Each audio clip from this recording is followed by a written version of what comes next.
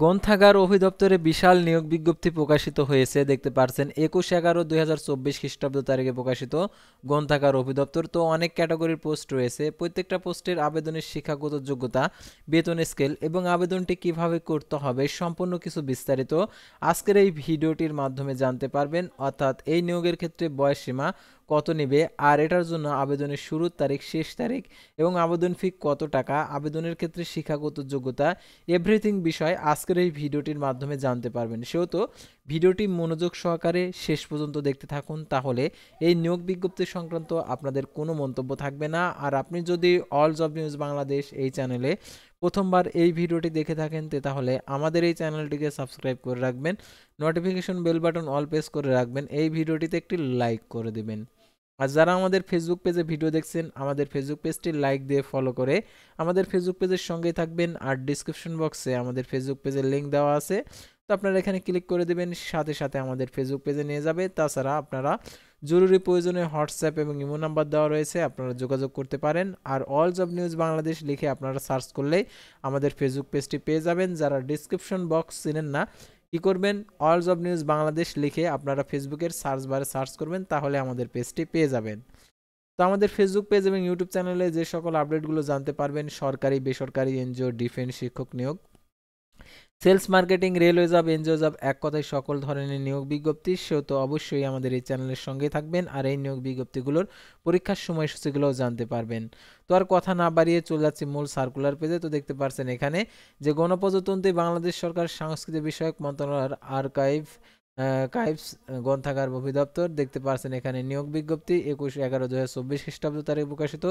সংস্কৃতি বিষয়ক মন্ত্রণালয়ের দেখতে পাচ্ছেন আর্কাইভস এর হচ্ছে গ্রন্থাগার অধিদপ্তর রাজস্ব খাতভুক্ত পদসমূহ অস্থায়ী ভিত্তিতে সরাসরি নিয়োগের জন্য পদের পাশে বর্ণিত যোগ্যতা সম্পন্ন বাংলাদেশী নাগরিকদের নিকট হতে শুধুমাত্র nanl.teletalk.com.bd ওয়েবসাইটে দরখাস্তের আহ্বান করা যাচ্ছে। তো দেখতে পাচ্ছেন এখানে পদের নাম, বেতন স্কেল, বয়স, পদের সংখ্যা দেখতে পাচ্ছেন সিনিয়র টেকনিক্যাল অ্যাসিস্ট্যান্ট আর্কাইভস, দেখতে পাচ্ছেন এটার জন্য হচ্ছে 12,500 টাকা থেকে 30,230 টাকা বেতন, পদের সংখ্যা একটি, 32 বছর, কোনো স্বীকৃত বোর্ড বিশ্ববিদ্যালয় হতে ইতিহাস, ইসলামের ইতিহাস দ্বিতীয় শ্রেণীর সমান সিএপিতে স্নাতকোত্তর এবং সমান ডিগ্রি বা অথবা অন্য অন্য অন্য দ্বিতীয় শ্রেণী সমান সিজিপিএতে 4 বছর মেয়াদী স্নাতক সমান ডিগ্রি, কম্পিউটার এমএস অফিসের পরিবার দক্ষতা থাকতে হবে।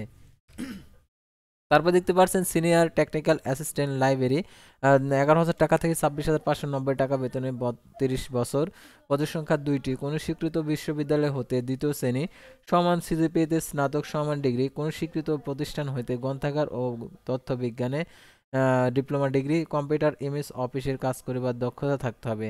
তার কম্পিউটার অপারেটর 11,000 টাকা থেকে 26,590 টাকা, গ্রেড 13, 32 বছর, এটা হচ্ছে পদের সংখ্যা 2টি, কোনো স্বীকৃত বিশ্ববিদ্যালয় হতে বিজ্ঞান বিভাগে স্নাতক সমান ডিগ্রি, কম্পিউটার মুদ্রাক্ষরকে প্রতি মিনিটে বাংলায় 25 শব্দ, ইংরেজিতে 30 শব্দের গতি এবং সংশ্লিষ্ট আর কি স্ট্যান্ডার্ড অ্যাপটিটিউড টেস্ট উত্তীর্ণ হতে হবে। তারপর দেখতে পাচ্ছেন জুনিয়র টেকনিশিয়াল অ্যাসিস্ট্যান্ট আর্কাইভস, এটা হচ্ছে 10,200 টাকা থেকে 24,680 টাকা, পদের সংখ্যা একটি, 32 বছর, কোনো স্বীকৃত বিশ্ববিদ্যালয় হইতে ইতিহাস, ইসলামের ইতিহাস বিষয়ে ন্যূনতম দ্বিতীয় শ্রেণী সমান সিপিএতে স্নাতক সমান ডিগ্রি, কম্পিউটার এমএস অফিসের কাজ করিবার দক্ষতা থাকতে হবে। তারপর দেখতে পাচ্ছেন স্টাক রুম সহকারে, পদের সংখ্যা একটি, 32 বছর, 9,300 টাকা থেকে 22,490 টাকা বেতনে, কোনো স্বীকৃত বোর্ড হতে উচ্চ মাধ্যমিক সার্টিফিকেট, এইচএসসি সমান পরীক্ষা উত্তীর্ণ, কম্পিউটার এমএস অফিস কাজ করিবার দক্ষতা থাকতে হবে। ডাটা এন্ট্রি অপারেটর 9,300 টাকা থেকে 22,490 টাকা, গ্রেড হচ্ছে 16, 32 বছর, পদের সংখ্যা একটি, কোনো স্বীকৃত বোর্ড হইতে উচ্চ মাধ্যমিক সার্টিফিকেট সমান পরীক্ষা উত্তীর্ণ, কম্পিউটার মুদ্রাক্ষরকে প্রতি মিনিটে বাংলায় 25 এবং ইংরেজিতে 30 শব্দের গতি, স্ট্যান্ডার্ড অ্যাপটিটিউড টেস্ট উত্তীর্ণ হতে হবে। তারপরে ফিউমিগেশন সহকারী, এটা হচ্ছে 9,300 টাকা থেকে 22,490 টাকা, 32 বছর, পদের সংখ্যা একটি, কোনো স্বীকৃত বোর্ড হতে উচ্চ মাধ্যমিক সার্টিফিকেট, এইচএসসি বা সমান পরীক্ষা উত্তীর্ণ, কম্পিউটার এমএস অফিস এর করে কাজ করিবার দক্ষতা থাকতে হবে। তারপরে বুক শাটার, এটা হচ্ছে 8,500 টাকা থেকে 20,570 টাকা, গ্রেড হচ্ছে 19, এটা হচ্ছে 32 বছর। পদের সংখ্যা একটি, কোনো স্বীকৃত বোর্ড হতে মাধ্যমিক স্কুল সার্টিফিকেট এসএসসি সমমান পরীক্ষা উত্তীর্ণ। তার রেকর্ড শাটার, এটা হচ্ছে 8,250 টাকা থেকে 20,010 টাকা। পদের সংখ্যা একটি, 32 বছর, কোনো স্বীকৃত বোর্ড হতে মাধ্যমিক স্কুল সার্টিফিকেট এসএসসি সমান পরীক্ষায় উত্তীর্ণ। তারপর হচ্ছে অফিস সহায়ক 8,250 টাকা থেকে 20,010 টাকা। 32 বছর, পদের সংখ্যা 4টি, কোনো স্বীকৃত বোর্ড হতে মাধ্যমিক স্কুল সার্টিফিকেট এসএসসি বা সমান পরীক্ষায় উত্তীর্ণ। তারপর আমরা পরবর্তী দেখতে পাচ্ছেন এখানে যে নিরাপত্তা প্রহরী পদের সংখ্যা একটি, 8,250 টাকা থেকে 20,010 টাকা।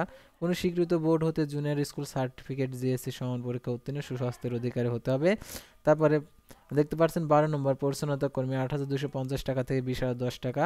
32 বছর, পদের সংখ্যা একটি, কোনো স্বীকৃত বোর্ড হতে মাধ্যমিক স্কুল সার্টিফিকেট এসএসসি বা সমমান পরীক্ষা উত্তীর্ণ।